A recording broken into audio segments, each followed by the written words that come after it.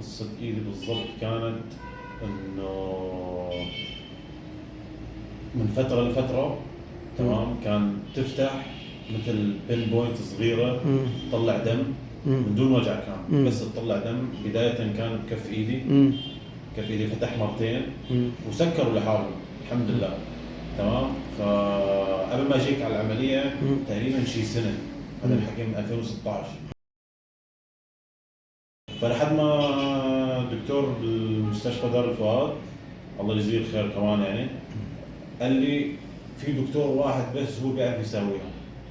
ما قال لك انه ما بيقدر يكمل لك الحاله، لا تروح لعند حدا ابدا اللي هو انت دكتور.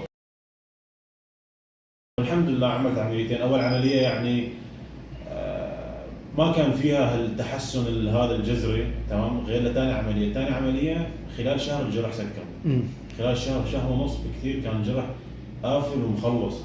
والحمد لله هلا الحمد لله بستخدمها براحتي. كان في وجع، كان في وجع الاصابع، لونها كان رهيب. لا انت كنت شايفها الجرح كان هالقد وصار هالقد، يعني صار كان جرح كبير زي قد نص كف كده، ويكاد يكون العظم كمان قرب يبان من تحت اللحم. يعني كان بالضبط. انا خفت خلص الحالي اللي هو خلص بكفي، لازم اشوف دكتور. انا كنت مهمل وكل شيء وعارف، بس رب العالمين لانه الحمد لله تفرج بوشي فما ضرني، عرفت كيف؟ والحمد لله انا رضيان فيها يعني. الحمد لله.